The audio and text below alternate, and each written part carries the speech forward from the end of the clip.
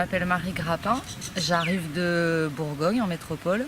Je suis arrivée à Mayotte en 2010 et je suis monitrice d'équitation depuis de nombreuses années. J'ai été diplômée en 2000 et en fait j'essaye de transmettre tout mon savoir et surtout ma passion des chevaux auprès des enfants et de tous les gens en général. Voilà. Comment vous êtes arrivée à l'équitation ? Je pense que ça a été une vocation depuis toute petite. Je monte à poney. J'ai commencé à monter à poney à l'âge de 6 ans. Voilà, c'était une découverte que mes parents m'ont proposée un jour quand il a fallu choisir l'activité extrascolaire. Et puis du jour où j'ai commencé, je me suis jamais arrêtée. C'est devenu une passion et j'ai pratiqué pendant de longues années. J'ai découvert plusieurs disciplines. Je me suis spécialisée dans la voltige équestre que j'ai pratiquée en compétition pendant de nombreuses années. Et puis ensuite, j'ai passé le brevet d'État. Et voilà, c'était clair et évident pour moi que c'était le métier que je voulais faire. Si je comprends bien, il y a plusieurs créneaux ou plusieurs activités quand on parle de l'équitation. Oui, absolument. En fait, le monde du cheval regorge de métiers différents et d'activités différentes puisque vous avez, que tout le monde connaît, les courses. Vous avez la randonnée et le tourisme équestre. Vous avez la compétition de saut d'obstacles, de dressage, de concours complets qui sont les 3 disciplines olympiques aujourd'hui les plus médiatisées. Et puis vous avez d'autres disciplines annexes avec le polo, les pony games, la voltige, le horseball. Il y a vraiment un panel de plusieurs activités où chacun peut y trouver son compte et son objectif d'épanouissement personnel, je pense. Il faut avoir de l'amour pour... Alors, en fait, là où c'est différent, il y a différentes choses. Vous avez forcément l'amour et la passion de l'animal qui vraiment regroupe tous les hommes de chevaux. Et après, vous avez vraiment, je pense, 3... Alors ça, c'est un avis complètement personnel, mais 3 domaines. Vous avez ceux qui sont vraiment faits pour soigner les chevaux, s'occuper des chevaux, les élever. Donc il y a beaucoup d'éleveurs et puis tous les gens qui se mettent au service de ces animaux-là. Vous avez ensuite la catégorie que j'appelle les cavaliers, où ça c'est vraiment les cavaliers professionnels qui vont faire de la compétition leur métier. La compétition bien souvent de saut d'obstacles, ou bien ça peut être les jockeys qui ne montent qu'en course. Et puis vous avez, alors ma catégorie, c'est la catégorie des enseignants, où en fait c'est vraiment transmettre quelque chose aux autres. Alors ça peut être une technique, ça peut être une passion, ça peut être un savoir-faire, ça peut être juste un plaisir. Voilà, donc je pense que c'est 3 domaines dans lesquels chacun y trouve son compte et après à nous de trouver dans lequel on est le mieux, quoi. Quel est ce parcours pour devenir enseignant ? Alors en fait, je serais tentée de vous dire qu'il y a beaucoup de parcours différents. Je sais que j'ai passé le brevet d'État qui aujourd'hui s'appelle le BPGEPS.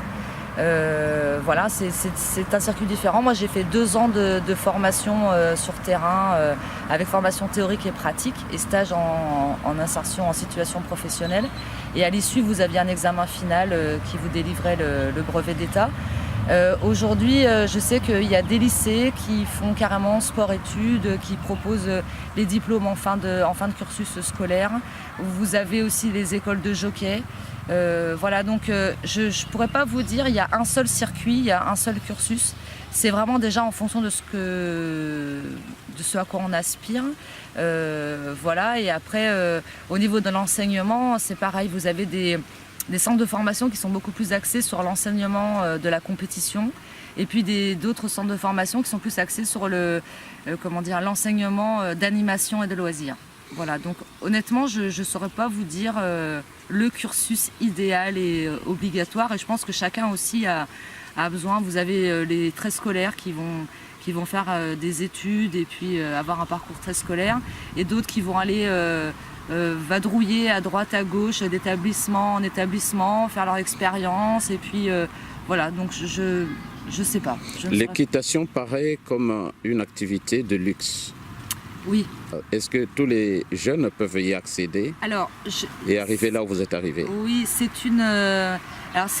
un préjugé qu'on peut confirmer ou infirmer. Alors, il faut savoir que c'est effectivement une activité qui est chère.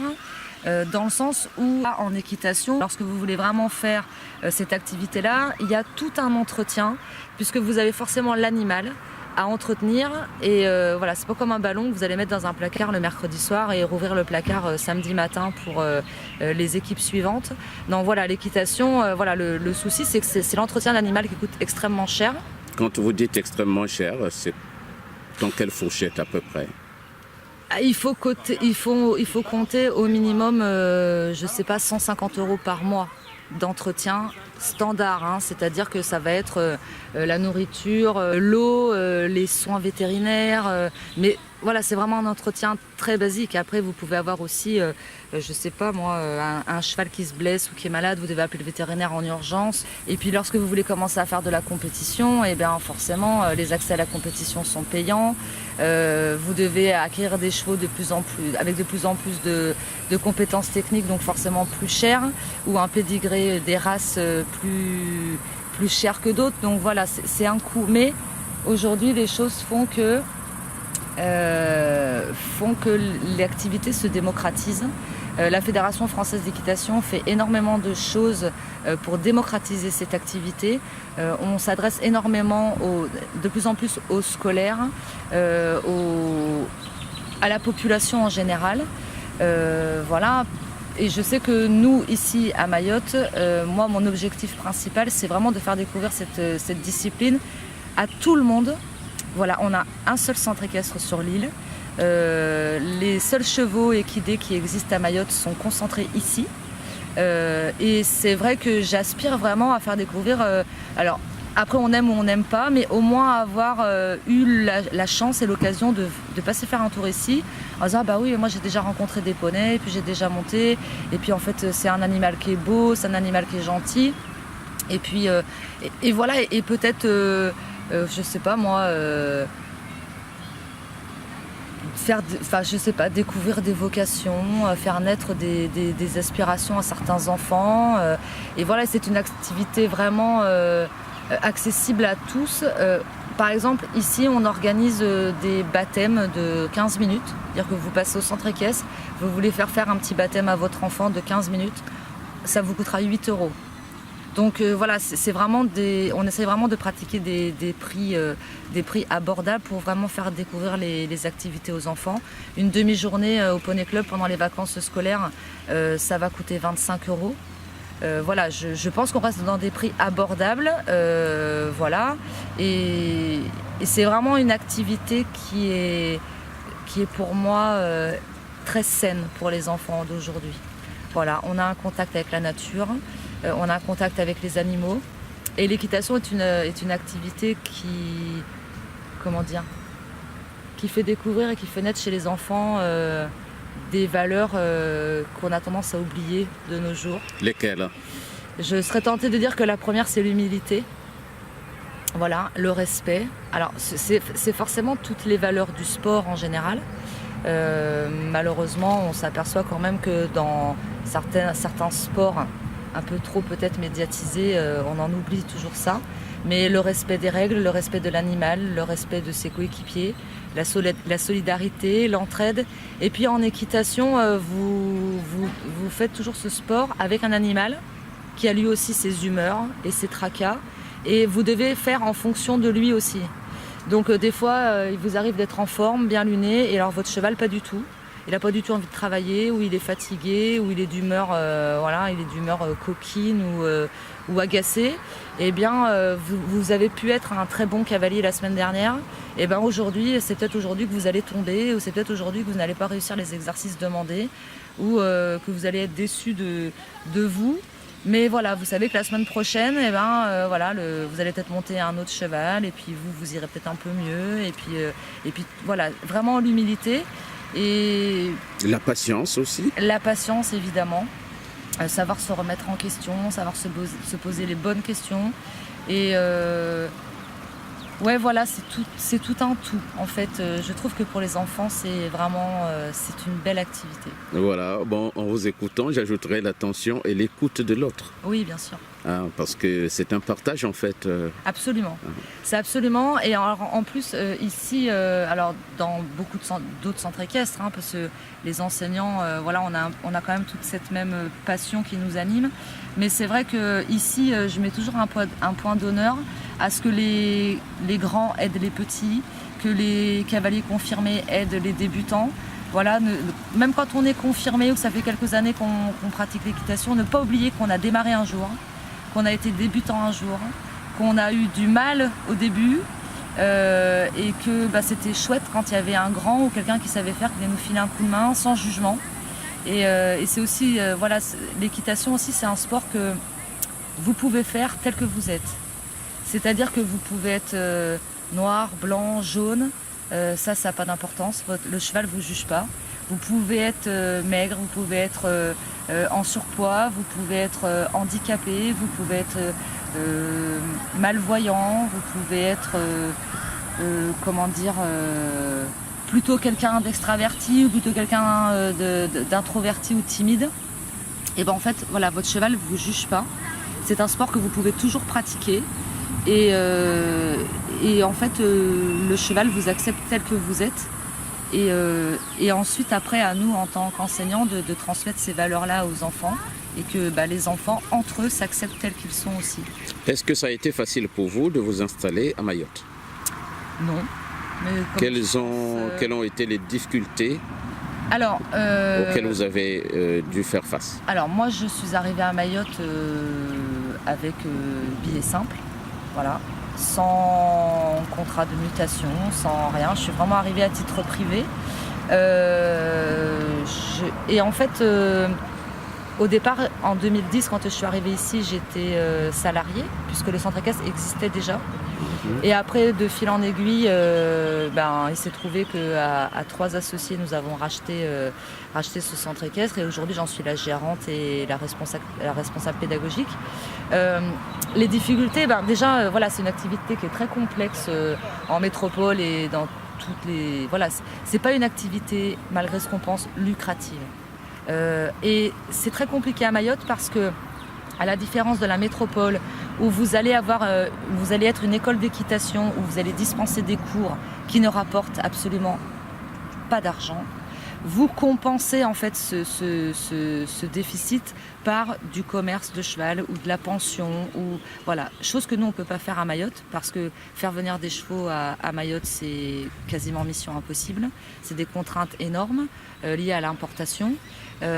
Et en fait, voilà, on est obligé de trouver des activités annexes pour pouvoir en vivre aujourd'hui, quoi. Donc c'est déjà une activité qui est compliquée parce que déjà vous vous occupez d'animaux vivants. Donc vous avez toutes les contraintes liées à tout ça, hein, la nourriture, les soins vétérinaires, voilà. Et alors à Mayotte, c'est d'autant plus complexe, c'est que vous n'avez pas toutes les prestations de services que vous pouvez trouver en métropole. Déplacer un cheval, il faut tout de suite avoir un camion. Normalement, vous êtes en France, donc vous devez avoir un camion à aménager pour transport d'animaux vivants. On sait tous à Mayotte qu'il n'y en a pas 100. Vous avez des contraintes, c'est pareil, la nourriture, c'est comme les humains, on dépend tous du porc. Donc quand le porc est bloqué, le maïs est bloqué au porc, et donc forcément les chevaux, il faut pallier, il faut trouver un système, un plan B. Donc voilà, les chevaux ils boivent de l'eau. Quand on a des restrictions d'eau comme l'année dernière où vous n'avez pas d'eau pendant 2 jours sur 3 aux écuries, voilà, il faut aussi pallier à tout ça. Mais voilà, après, voilà, je suis encore là. Ok, parlez-moi de Mayotte, l'environnement dans lequel vous évoluez. C'est personnellement ? Oui. Alors Mayotte, j'ai eu un coup de cœur quand je suis arrivée en 2010. Voilà, en fait, je suis vraiment arrivée par hasard, hein. Vous savez, j'étais comme beaucoup de métropolitains, je vivais en métropole et puis d'un seul coup, je me suis dit, j'en ai ras-le-bol de la métropole, je me barre dans les îles. J'ai postulé, j'ai envoyé mes CV dans tous les outre-mer et puis Mayotte m'a répondu. J'ai regardé sur internet où se trouvait Mayotte et puis il faisait beau toute l'année. Du coup, on a pris des billets simples et on est arrivé ici, voilà, avec 4 sacs à dos et les enfants. On s'est installé ici. Alors moi, Mayotte, voilà, j'ai toujours cet amour de Mayotte, mais je trouve Mayotte extrêmement fatigante. Alors, par rapport à l'activité, voilà, moi je sais que j'ai plein d'idées, plein de projets de développement, parce que voilà, j'ai cette envie, je reste convaincue que ce centre équestre, il peut apporter tellement de choses aux enfants à Mayotte, à cette jeunesse délaissée et abandonnée qu'on rencontre tous les jours. Maintenant, c'est vrai que on se retrouve confronté, voilà, à des aberrations, avec forcément des manques de moyens, hein, mais voilà, vous allez monter un projet, vous allez avoir tous les feux au vert et puis d'un seul coup, boum, vous avez un feu rouge parce que vous n'avez pas l'autorisation d'exploiter cette partie du terrain alors que votre voisin, lui, il l'a et vous ne comprenez pas pourquoi, parce que vous êtes dans la même zone. Et voilà, et quelque part, quand on sait que tout à Mayotte est à construire, Mayotte se construit, hein, j'ose espérer, et si je suis encore là, c'est que j'espère aussi que ça va aller de mieux en mieux et que j'y crois aussi. Maintenant, c'est vrai que Mayotte est fatigante, Mayotte est usante. Avec des atouts, oui, forcément. Et un espoir. Bien sûr, parce que je vous dis, de nombreuses fois, j'ai voulu baisser les bras, voilà, et puis en fait, non.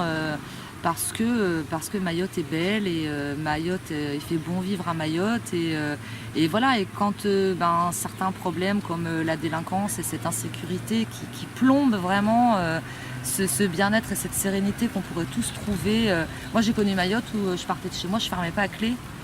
Et aujourd'hui, je vis dans un appartement avec des barreaux comme dans une prison et qu'à 19h, je sors pas acheter un litre de lait toute seule. Voilà, donc c'est ça qui est vraiment dommage. Vous invitez des amis ou de la famille à venir en vacances à Mayotte.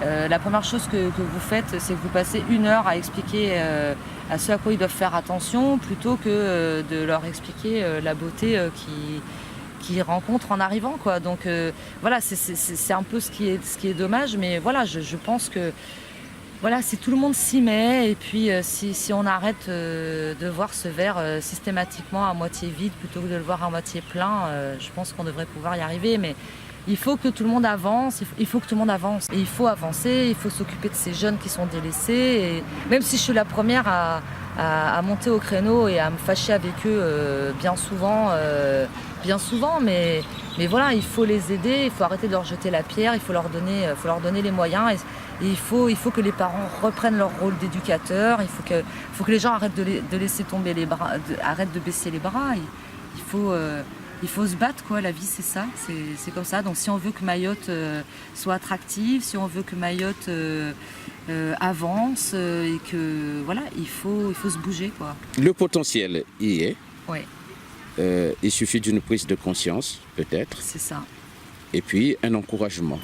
Oui, c'est ça, parce que je vois, si on prend l'exemple du centre équestre, aujourd'hui on a vraiment une demande. Les gens commencent à comprendre, parce que de par nos démarches, les gens commencent à comprendre les bienfaits de l'équitation et du cheval en général, parce qu'on ne fait pas que de l'équitation, on fait de la médiation animale, on fait de la réinsertion.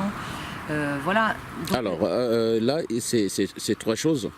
L'équitation, la médiation animale et l'insertion. Oui. Et la différence, c'est quoi? Alors, vous avez l'équitation, c'est le sport proprement dit. On apprend à monter à cheval, on apprend à galoper, à sauter des obstacles, à manipuler son cheval. On apprend l'équitation, le sport en lui-même. Ensuite, on fait de la médiation animale, c'est-à-dire qu'on utilise l'animal vecteur de bonne, comment dirais-je, de bonne valeur. C'est-à-dire que on va amener les enfants à établir une relation avec l'animal. Donc c'est pas forcément monter sur son dos, c'est trouver une communication avec le cheval, c'est voilà, malgré les différences ou le handicap qu'on peut avoir ou les problèmes qu'on peut avoir, c'est grâce au cheval pouvoir s'en défaire ou pouvoir les accepter, pouvoir les assumer. Donc c'est établir vraiment une communication avec le cheval et utiliser le cheval voilà, comme comment dire, je trouve pas les mots ce matin. C'est pas grave. Et ensuite venait l'insertion. L'insertion, voilà, c'est parce que voilà, au centre équestre, vous avez tout un panel de métiers, comme on en parlait au tout départ.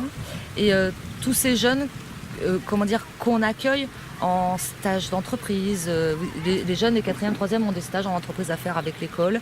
Ou bien on essaye de travailler avec les associations de réinsertion sur les gens qui ont besoin d'une deuxième chance dans la vie, parce qu'on a tous le droit de se tromper un jour dans la vie. Donc nous, on propose voilà, cette deuxième chance et de venir découvrir tous les métiers qu'on peut faire autour du cheval, tous les bienfaits. Ça peut être voilà, les métiers d'entretien, les métiers du soin au cheval, les métiers d'animation avec les enfants. Donc nous, on propose ça aussi ici. Voilà, on ne fait pas que de l'équitation. Le centre équestre ici à Mayotte, je fais tout mon possible depuis des années pour que ce soit un lieu de vie, un lieu de rencontre, un lieu de partage, où il fait bon vivre de se retrouver, où on oublie un peu les soucis du quotidien. Et voilà, les enfants viennent se retrouver. Alors ils se retrouvent autour d'une même passion et les parents voilà, peuvent en profiter pour se rencontrer, échanger et voilà, je fais en sorte que tout le monde s'accepte tel qu'il est. Comme je dis souvent, ici c'est un peu comme au McDo, venez comme vous êtes. Venez comme vous êtes, c'est très joli. Voilà, je pense qu'on devrait garder cela comme dernier mot. Si vous voulez. Pour les gens qui demain viendraient ici. Oui. Et qui vont découvrir à travers ce document qui vous êtes, où vous êtes et voilà. Qu'est-ce que vous faites. Et voilà, vraiment, je ne pourrais pas vous dire mieux que Caribou. Tout le monde est bienvenu ici, on vous attend, il n'y a pas de souci. Pour n'importe quelle demande, sachez que voilà, on vous accueillera, alors sauf le lundi parce qu'on est fermé le lundi. Mais voilà, tous les jours, vous trouverez forcément quelqu'un sur le site qui sera à même de vous renseigner, vous donner une information. Vous venez juste vous balader, venez avec vos enfants, venez voir les chevaux. Aujourd'hui, nous avons la chance d'avoir 6 poulains qui viennent de naître. C'est une première à Mayotte. C'est quelque chose d'unique. Et voilà, venez faire juste découvrir le site aux enfants. Quand on passe devant, quand on prend la nationale et qu'on passe devant, on ne s'imagine pas ce qu'il y a derrière le parking.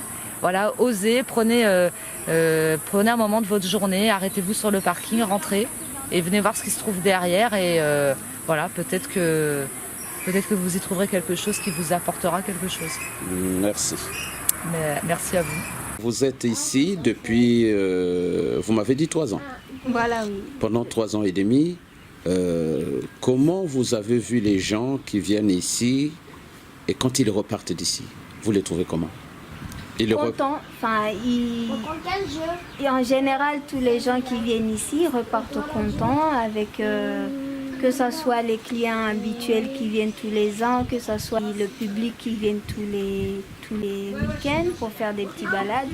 J'ai l'impression qu'ils ressortent toujours contents de leurs enfants, de ce qu'ils ont appris au niveau des poulains, des chevaux et de ce que ça a apporté à leurs enfants, voilà. D'accord. Et vous-même, de vivre comme ça au milieu des chevaux, des poneys, comment vous le vivez? Bien, je trouve que c'est une très bonne chose. Moi-même, je ne connaissais pas les chevaux avant que je sois ici, avant les 3 ans que j'ai passé ici. Et c'est vrai que je trouve que c'est une bonne chose pour Mayotte, les chevaux qui sont ici et ce qu'ils peuvent apporter. Moi-même, je montais dessus et voilà, j'ai monté quelques fois à cheval et j'ai appris et je trouve que c'est... moi, personnellement, j'aime et je trouve que ça m'a apporté quelque chose de plus, de merveilleux, que je ne connaissais pas avant de venir ici. D'accord. Et comment vous vous appelez déjà? Nasma Chartier. D'accord. Qu'est-ce que ça peut apporter à ceux qui pratiquent cette activité? Ça peut leur apporter quoi? Ceux qui pratiquent, Oui. Du plaisir, je pense, déjà. Et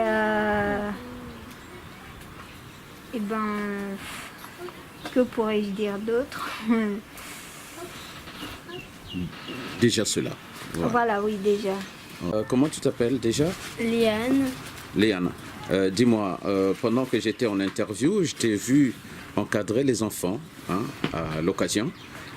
Qu'est-ce que ça t'a fait de les prendre un moment comme ça? Moi personnellement j'aime bien faire tout ça, m'occuper des chevaux, m'occuper des petits, aider. Je viens ici tous les matins pour ça. Et du coup, franchement j'ai bien aimé, ça m'a plu. D'où vient ton amour pour les chevaux ou pour l'équitation? Depuis petite, j'avais une amie qui en faisait parce qu'elle avait des chevaux et du coup j'allais souvent avec elle et du coup ça m'a plu et voilà. Et qu'est-ce que ça peut apporter à un enfant? Moi j'ai eu des problèmes quand j'étais plus jeune, du coup ça m'a aidé un petit peu d'être en confiance avec un animal et du coup ça aide, moi ça m'a beaucoup aidé. D'accord.